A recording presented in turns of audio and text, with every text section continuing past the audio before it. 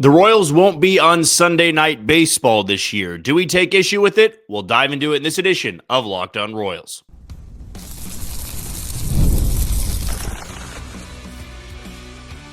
You are Locked On Royals, your daily Kansas City Royals podcast. Part of the Locked On Podcast Network, your team every day. You are tuned into another edition of Locked On Royals in the Locked On Podcast Network. I'm your host, Jack Johnson, and you can find me on Twitter or X at JohnnyJ_15. That's at JOHNYJ_15. You also can catch us on wherever you get your podcast. That can be Spotify, Apple Podcast, Amazon Music, Google Podcast, we're on Odyssey and YouTube. Just be sure to hit that follow button and subscribe. If you're a first-time listener and you want to know a little bit more about me and this show, I am based here in Kansas City. I work at Sports Radio 810 WHB, doing some hosting, co-hosting, and a little bit of producing as well. But when it comes to this podcast, when you click on this link, you know that you're going to be getting 30 straight minutes of Royals baseball. Today's show is brought to you by Gametime.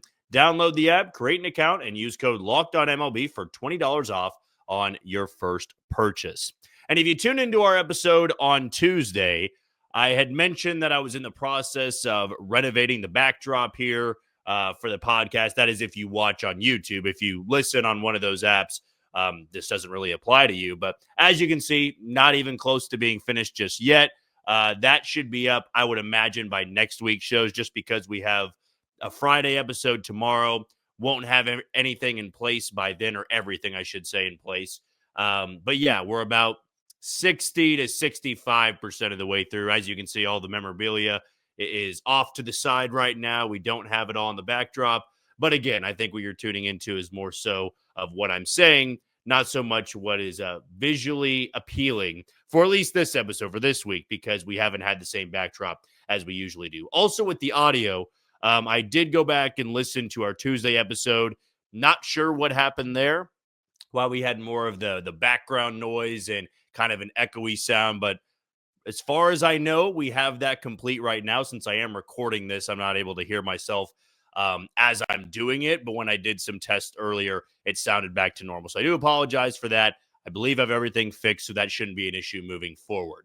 But one of the biggest talking points, at least yesterday, among the Royals fan base was the reaction to the Sunday Night Baseball dates being set, the teams that were playing on those dates. And I don't think it's too much of a surprise that the Royals were not one of those teams that were picked for Sunday Night Baseball. But I have a few things to say about Sunday Night Baseball on ESPN and why, at least for me, I don't take huge issue with it. So here are the dates and here are the teams that'll be playing on those said dates.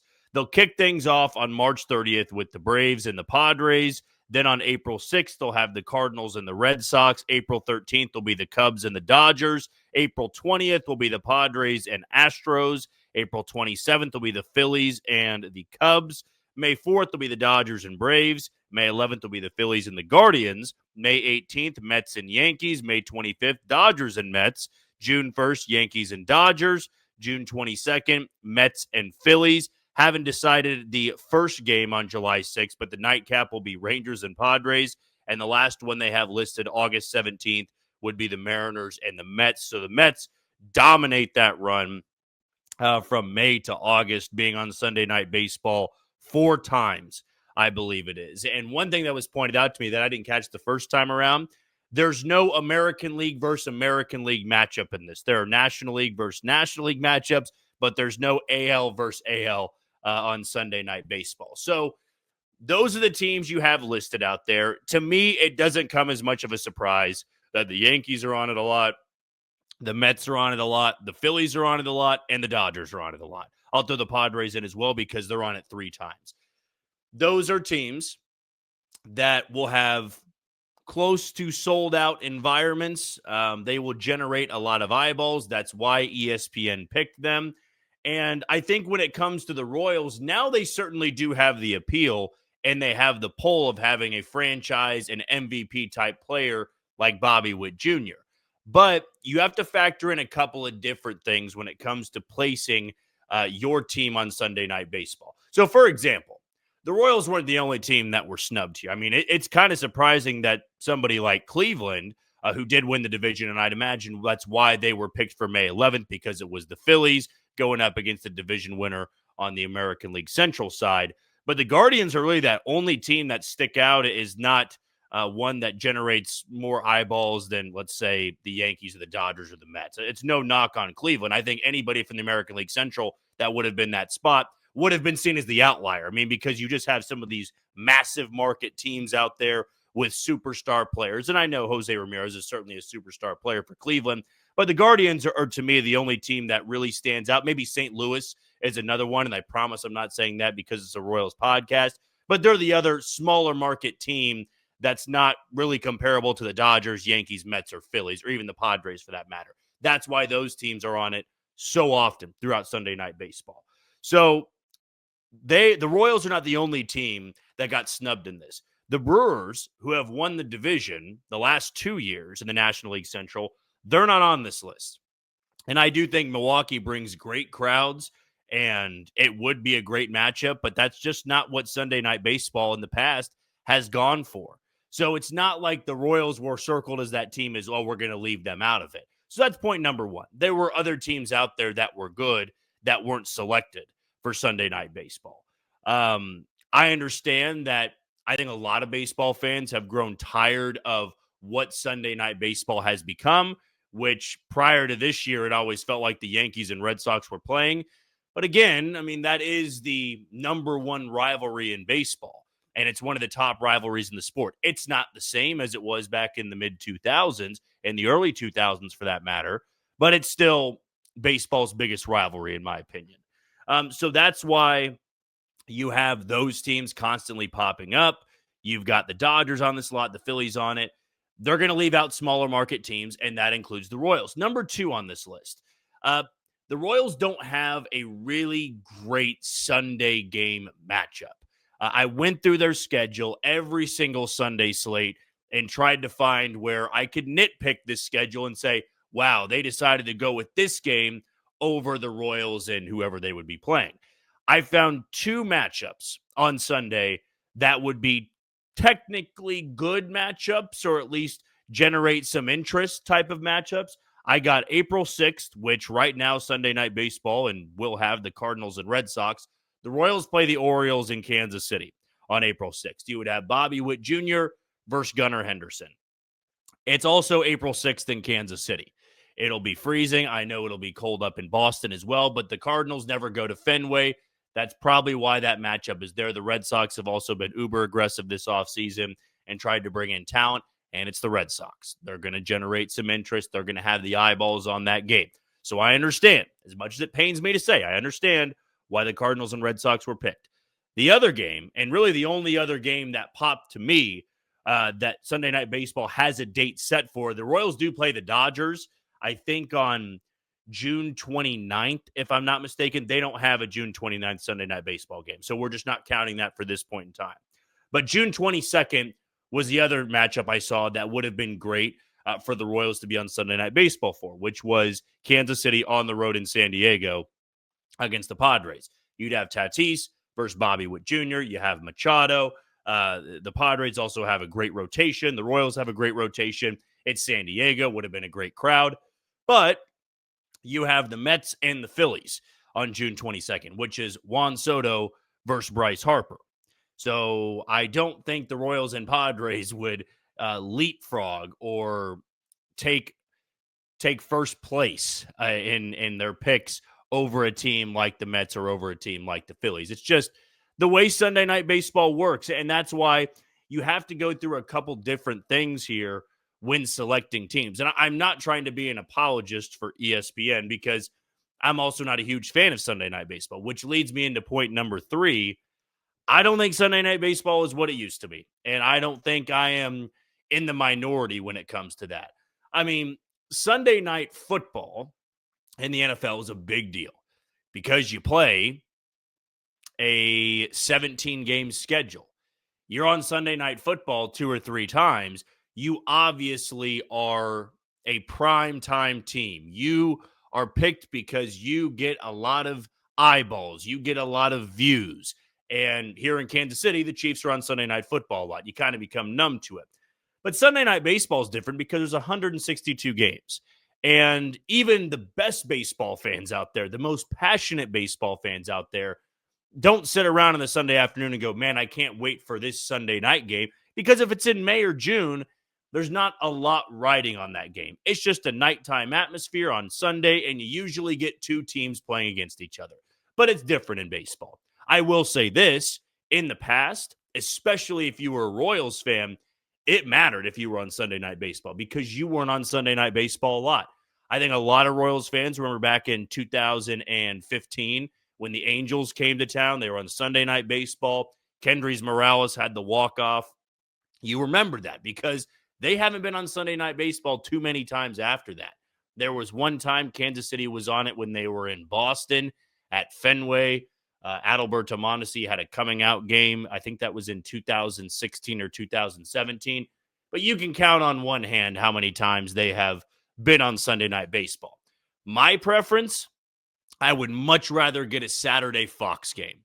You get a Saturday Fox game, I think everything about the broadcast, about the audio quality, about the score bug, something as little as the score bug feels better to me, feels cleaner than what Sunday Night Baseball is.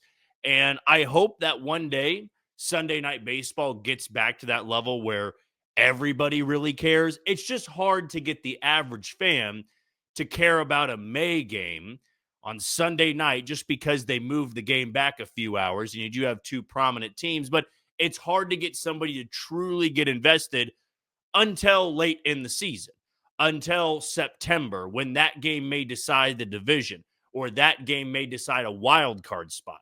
That's when Sunday Night Baseball has more pull. But on April 6th and May, a win or a loss doesn't do much. And quite honestly, the atmosphere is not going to be the same. Like I said, April 6th for the Orioles and Royals, I think you would have a bigger crowd than usual. It's also going to be 50 degrees. It's April 6th. You're barely into the season. I think that would be the third series of the year. A win or loss is not going to break either team. And that's why it's just tougher for baseball to put a lot of focus on one game when it's that early in a 162-game schedule. So those are really my 3 points.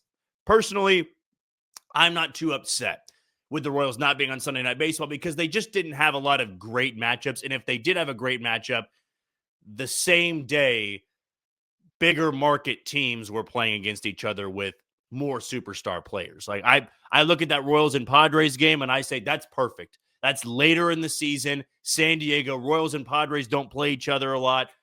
But then you have the Mets and the Phillies. You're not picking the Royals and the Padres over Juan Soto and Harper in Philadelphia.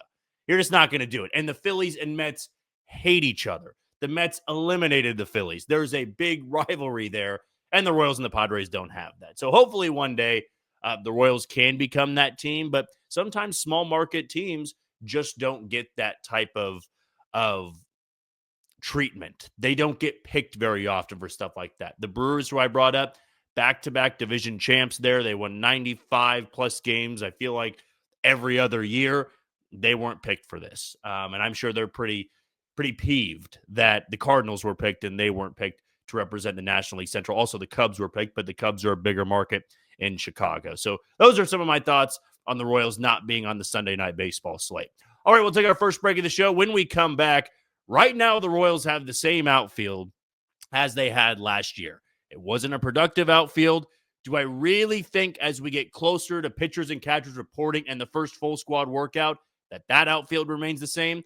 Find out next on Locked On Royals. You are tuned into Locked On Royals and the Locked On Podcast Network. I'm your host, Jack Johnston, and you can find me on Twitter or X at JohnnyJ_15. Want to give a shout out to our first and only and title sponsor today in Gametime. Whether it's sports, music, theater, or comedy, one of my favorite memories was attending multiple road games last year where the energy and excitement in those cities were unforgettable. Well, now Gametime has made it even easier to get tickets for your favorite events with their new feature, Gametime Picks. This feature filters out the fluff to show you only incredible deals on great seats so you don't have to waste time searching through thousands of tickets. Take the guesswork out of buying tickets with Gametime. Download the Gametime app, create an account and use code LOCKEDONMLB for $20 off on your first purchase. Those terms apply. So again, create an account, redeem code LOCKEDONMLB. That's LOCKEDONMLB for $20 off. Download Game Time today. What time is it? It is game time. I feel like at this point in the season, as it is January 16th, the restlessness among the fan base has, I think, turned up a notch just because that middle of the order bat hasn't been identified. It has been quite some time since the Royals have been reported as interested in a offensive threat, a bat of any kind. I believe the last one we had heard was Josh Rojas, and Josh Rojas signed with the White Sox. But in terms of a impact bat, in terms of a game-changing bat, it's been a while. And I think a big reason of that is the market has been a bit stale. I mean, there are still countless big-name free agents out there that are waiting for a bigger offer, are waiting for a better deal, are waiting for a better team. And it's possible the Royals are waiting for guys like Anthony Santander and Alex Bregman to sign elsewhere. Therefore, the market will just completely open up. It'll be like a dam bursting, if you will, and guys will be flying off the board. And teams may be more willing to trade once those names fall off the board. But that's just the way the market has been this offseason. And there have been a lot of teams, including ones in the American League Central, that haven't done anything, that really haven't even been linked to anybody. And I think that's more so on the market than it is the teams. I'm not trying to make excuses for the Royals being quiet on the offensive front. I just believe that some of these players are waiting for bigger deals, are waiting for more years on that contract, and that's leading to some stalling when it comes to contract negotiations. But again, going back to the point of the fan base getting flustered, getting upset, getting impatient that middle of the order bat hasn't made its way to Kansas City. I think a big part of that too is they currently have the same outfield as they did last year. And I would probably say that every Royals fan would agree that running it back with the same outfield would be malpractice, would be a failure on the Royals front office, would be a failure on John Sherman. Just because when you're coming off a 86 and 76 win season, you got to the ALDS, you lost to the Yankees, in my opinion, for the lone fact of your offense couldn't keep up with their offense. I thought the Royals pitching was good enough. I know their starters didn't go that deep into the game, but they were facing a group that it felt like a titan at every single part in their lineup. I mean, there was no rest when it came to facing New York's lineup. The Royals couldn't contend with that. So you get eliminated. You lose that game. Early on in the offseason, the Royals try to add to their lineup. They do that in bringing in Jonathan India. Joey Wiemer's more of a fourth outfielder. But it's been quiet since then. Kevin Biggio's not an answer for the lineup. I wouldn't say anybody at the minor league level. I know people are high on Jack Caglione. We talked about him on Tuesday. He's still going to start the year at the minor league level. And maybe by the end of the year, we could see him in Kansas City. But when we're talking about answers right now, he's not one of them. I don't believe anybody in AA or AAA or anybody in the minor league system is going to be that answer. So when you look at that same outfield with MJ Melendez, Kyle Isbell, and Hunter Renfroe, it's not a good enough offense, if you get back to that spot again, to beat a team like New York. It's not good enough to maybe go back and beat Baltimore again. You have to have more stability. You have to have more upside than what the current outfield brings you. And I understand that Kyle Isbell is going to be this team's center fielder. We have not been given any other reason to believe that that's not the case. We have not heard any rumblings of the middle of the order bat they're looking for is to replace Kyle Isbell in center field. I still have the belief that if they add a middle of the order bat through trade, it would be an outfielder, and it would likely be a corner outfielder. I understand that there are upside to guys in this lineup. You know, Michael Garcia is an upside guy. Michael Massey's an upside guy. MJ Melendez is an upside guy. You could even look at some of the advanced data. You could look at the projections. You can look at the FanGraph projections for it. And you would see that those guys are projected to have good seasons, at least better ones than they had last year. But projections is one thing, and I believe track record is another. And the Royals have had a bigger sample size with MJ Melendez. They've had a bigger sample size with Kyle Isbell. Hunter Renfroe in his career and over the last 3 years has given you a sample size that you can pretty much expect the same if he stays healthy to what he gave you last year. I don't think I would see a world in which Hunter Renfroe is going to be this 25 to 30 home run guy. He's going to hit 265, 270, a 340, 350 OBP. I would love for that to happen. That would be your answer in right field, but I think it'd be foolish of me to project that or expect that from him in 2025. MJ Melendez, going into last year, I was high on. I think that I was banking on a full season, a full offseason, I should say, of working in the outfield, getting comfortable there, was going to help him at the plate, because in 2023, he's trying to make adjustments at the plate while also making adjustments in the outfield, learning it for the first time. I was wrong on it. MJ Melendez was not a good offensive player and did improve defensively, but wasn't a great defensive player either. And for the Royals, you have to change who you are a little bit now, how you view yourself. You are not the spunky underdog anymore. At least you shouldn't view yourself that way. You won 86 games, and that was a 30-win improvement from 2023. If you view yourself in that same way as this spunky underdog and run it back with the same group, I think you're bound to regress. And I think those outfield problems you had last year would rear its ugly head again in 2025. Now, let me be very clear.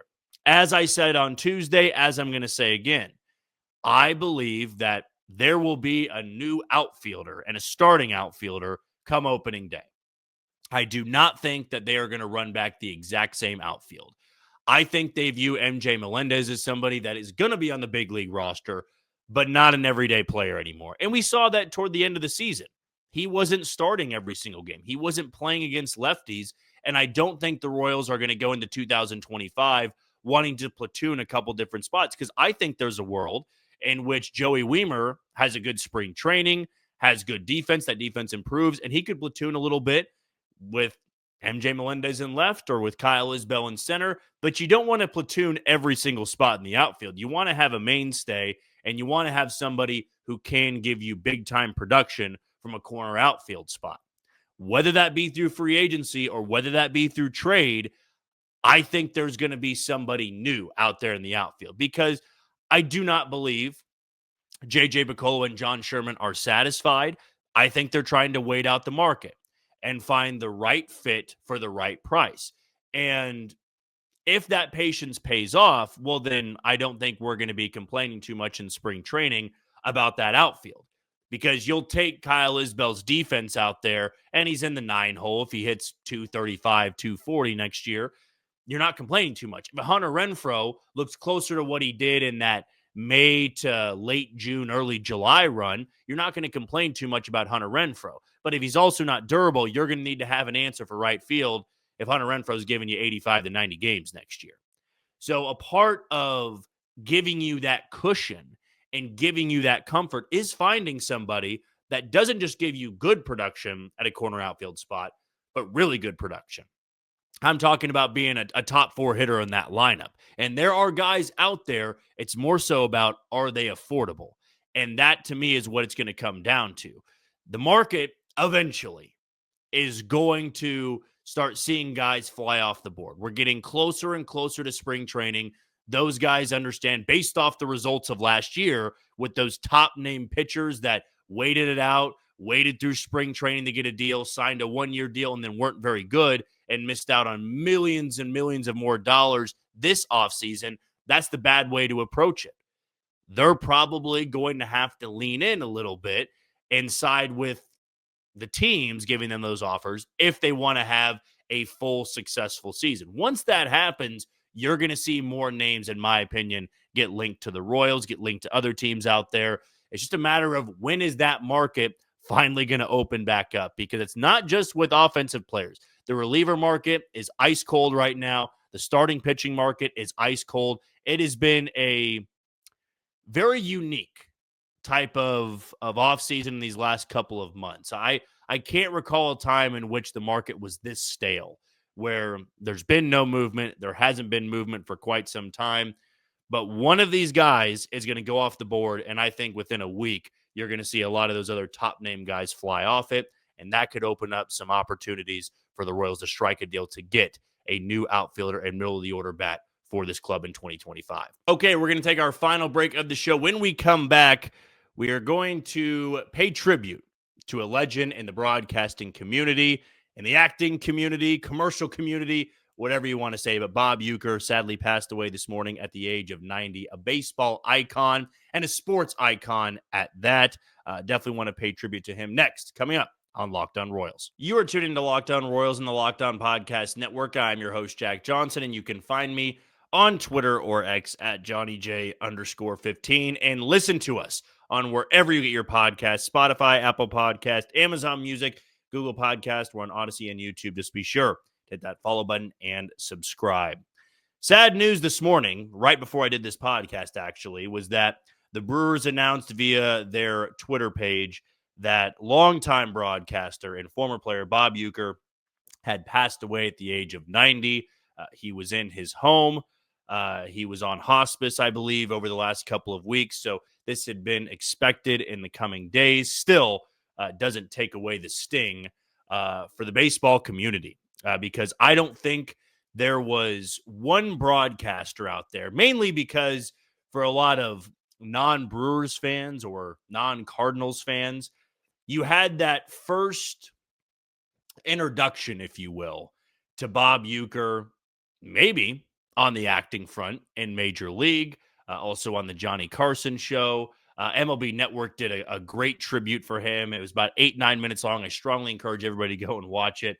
Of former players talking about him. I think Raleigh Fingers was in it and Hank Aaron was in it. Really good. But they talk about him as a player, how he wasn't very good. But then they talk about his rise beyond baseball. Once he went on the Johnny Carson show, being on it hundreds of times, how funny he was, how humorous he was. They dive into his Hall of Fame speech, which, by the way, I didn't know this. It was back in 2003, but didn't have any notes. He went completely off script in front of a large crowd at Cooperstown, got the entire crowd laughing, as he typically did. But for a lot of the younger generation, including myself in here, you were introduced to Bob Uecker as Harry Doyle in Major League.